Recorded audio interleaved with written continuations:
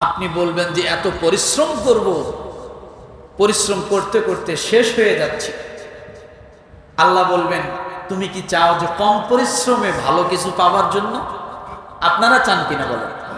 ওই যে ঘুমাচ্ছেন, আপনারা চান কিনা যে কম পরিশ্রমে ভালো কিছু যেন হয়, কম পরিশ্রমে যেন বেশি কিছু হয়, অল্প রিজিকে যেন আল্লাহ বরকত দেয়?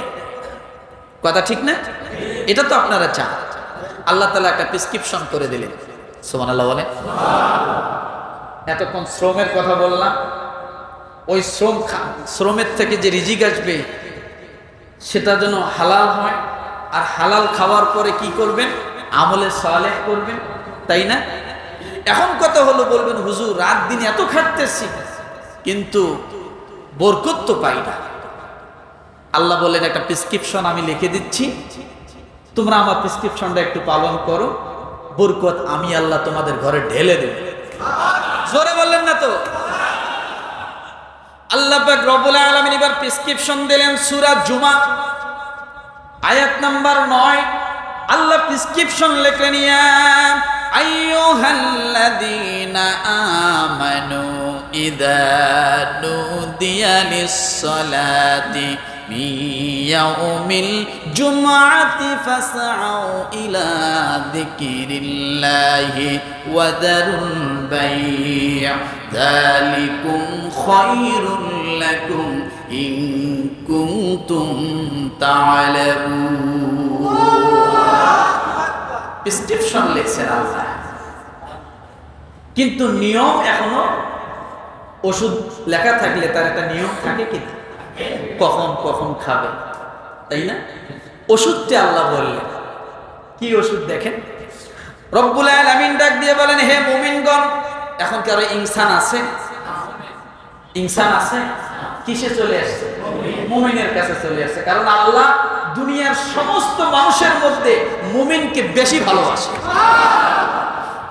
আল্লাহ এবার ছোট পরিসরে মুমিনের ভালোবাসা প্রকাশ করতেছেন। রব্বুল আলামিন বলেন, জুমার দিন যখন নামাজের জন্য তোমাদেরকে আহ্বান করা হয়, ডাকা হয়, আযান দেওয়া হয়, নামাজের ওয়াক্ত যখন চলে আসে, তখন তোমরা আল্লাহর জিকিরের দিকে ধাবিত হও। এক নাম্বার প্রেসক্রিপশন কি বলেন? ওষুধের নাম কি? কথা বললেন না? আল্লাহর জিকিরের দিকে ধাবিত হও এবং বেচা কেনা ছেড়ে দাও। কি ছেড়ে দাও? কখন ছাড়তে বললেন? জুমার দিন আজানের ওয়াক্ত যখন হয়, আজান যখন হয়, নামাজের জন্য যখন ডাকা হয়, বেচা কিনে আল্লাহ ছেড়ে দিতে বললেন। কোন দিকে যাইতে বললেন? জিকিরের দিকে। এরপর আল্লাহ বললেন, জিকির করার জন্য যদি সামান্য সময়ের জন্য ব্যবসা ছেড়ে দেন, আপনি যদি বলেন হুজুর আমি ব্যবসা করি রিজিকের জন্য, আর আমি ব্যবসা ছেড়ে দিয়ে যদি জিকিরের পিছনে দৌড়াই, তাহলে কি হবে? আমার তো ব্যবসা হলো না। আল্লাহ তাআলা 10 নম্বর আয়াতে তার ব্যাখ্যা করে বলেন, ফাইদা কুদিয়াতিস সালাতু ফান্তাশিরু ফিল আরদি ওয়াবতাগু মিন ফাদলিল্লাহ ওয়াযকুরুল্লাহা কাসীরান লাআল্লাকুম তুফলিহুন।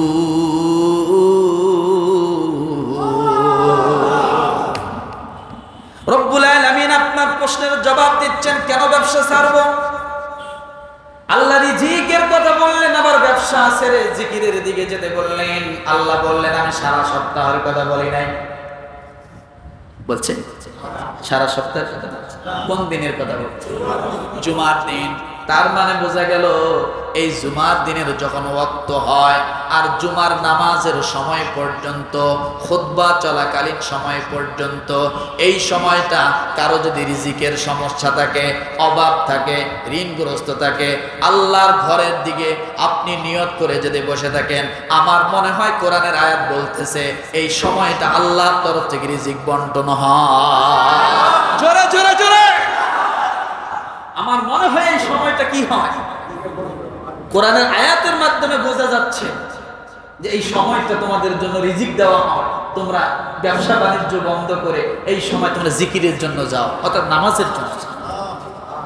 তাহলে এই সময়টা অনেক গুরুত্বপূর্ণ একটা সময়, তা না হলে আল্লাহ কথা বলতে পারে, আল্লাহ কথা বলছে। এরপরে রব্বুল আলামিন বলেন 10 নম্বর আয়াতে যেটা বললেন, পরো নামাজ শেষ হয়ে গেল, জুমার নামাজ যখন শেষ হয়ে গেল, ফজরের নামাজ যখন শেষ হয়ে গেল, অথবা অন্য নামাজ যখন শেষ হয়ে গেল, তোমরা জমিনের মধ্যে ছড়িয়ে পড়ো এবং আল্লাহর অনুগ্রহ সন্ধান করো এবং আল্লাহকে স্মরণ করো, বেশি বেশি স্মরণ করো, যাতে তোমরা সফল কাম হয়ে যাও। আমরা সফলতা চাই কি চাই না? জোরে বলেন তো। তাহলে সফলতা কোথায়? কোথায়? নামাজে, নামাজেই সফলতা। কিন্তু শুধু নামাজের কথা যে বলছেন তা না, আল্লাহ কি বললেন? ফাইদা কুদিয়াতিস সালাত ফান্তাশিরু ফিল আরদ। নামাজে আসো, নামাজ শেষ, মসজিদ থেকে বাইরে হয়ে যাও, আবার রিজিক তালাশ করো। এই জন্য মসজিদের বাহিরে যখন যাবেন একটা দোয়া আছে, মসজিদে যখন ঢুকবেন একটা দোয়া আছে। এই দোয়াটা, দুইটা দোয়া আমরা কিন্তু অনেকে পড়ি নাই, এই মুহূর্তে আজকে পড়ি নাই। কিন্তু আপনি যে আমার মতো হুজুরের কাছে এসে বলেন, হুজুর একটু দোয়া করেন, আমি সমস্যায় আছি, আল্লাহ বলতে তুমি যখন মসজিদে ঢুকছো ওই দোয়া তো আমি শিখে দিয়েছি, সেটা তো বললাম। এখন হুজুরের কাছে যা দোয়া চাও, আল্লাহুম্মা ইফতাহ লি আবওয়াব রাহমাতিক। আল্লাহ বলেন, ও নবীজি আপনি বলে দেন, মসজিদের দরজায় যখন যায় পাড়া দিল, আল্লাহুম্মা ইফতাহ লি আবওয়াব রাহমাতিক, আমার এই বান্দাটা দুনিয়া এবং আখিরাতের সমস্ত জায়গার রহমতের দরজাগুলো খোলার জন্য আমার কাছে দোয়া করলো। তাহলে বোঝা গেল মসজিদের দরজায় দাঁড়িয়ে কেউ যদি দোয়া করে, সে দোয়াটা আমার আল্লাহর দরবারে কবুল হয়ে যায়। এটা হলো আখিরাতমুখী দোয়া। আল্লাহুম্মা ইফতাহ লি আবওয়াব রাহমাতিক। আয় আল্লাহ, কবরের জীবনে যখন আমি যাব, সমস্ত রহমতগুলো আমার জন্য অবধারিত করে দিও। আখিরাতে যখন উঠবো, তোমার রহমত আমার প্রতি বর্ষণ করিও। আমি যখন কিয়ামতের ময়দানে ধরা খেয়ে যাব, তোমার রহমতের নজরটা আমার দিকে একটু নিক্ষেপ করিও। আল্লাহুম্মা ইফতাহ লি আবওয়াব রাহমাতিক। তাহলে বোঝা গেল এই দোয়াটা আখিরাতমুখী দোয়া। এবার বললেন, হুজুর দুনিয়ায় সমস্যায় আছে, আখিরাতের দোয়া শুধু শিখাইলেন, দুনিয়ার দোয়া তো একটা করলেন না। আল্লাহ বলেন, মসজিদ থেকে যখন বাইর হবা, নবীজি আপনি বলে দেন, আল্লাহুম্মা ইন্নী আসআলুকা মিন ফাদলিক। আয় আল্লাহ, আমি এখন দোকানের শাটারটা খুলবো, কাস্টমার দেওয়ার মালিক তুমি। আয় আল্লাহ, আমি এখন গার্মেন্টসে যাই মেশিনটা অন করব, আমার শরীরের সুস্থতা দেওয়ার মালিক তুমি। আয় আল্লাহ, আমি এখন কর্ম করব, এই কর্মটা সহজ করে দেওয়ার মালিক হলা তুমি। ওয়াবতাগু মিন ফাদলিল্লাহ। সূরা জুমারের 10 নম্বর আয়াতে আল্লাহ বলেন, ওয়াবতাগু মিন ফাদলিল্লাহ। আর মসজিদ থেকে বাইর হওয়ার পরে যে দোয়া করতেছেন, মিন ফাদলিক, কি মিন ফাদলিক, আল্লাহুম্মা ইন্নী আসআলুকা মিন ফাদলিক। দুনিয়ার জীবনে আপনার যত চাওয়া আছে এই ছোট্ট দোয়ার ভিতরে আছে। সুবহানাল্লাহ বলেন না? ছোট্ট দোয়াটার ভিতরে আছে। বাইর হওয়ার সময় ওই জায়গায় দোয়াটা কবুল, আর ঢোকার সময় ওই দোয়াটা কবুল। তাহলে শ্রমের কথা আল্লাহ তাআলা এভাবে বলছেন কি বলেন নাই? নবীদেরকে শ্রমের কথা বলছেন কি বলেন নাই?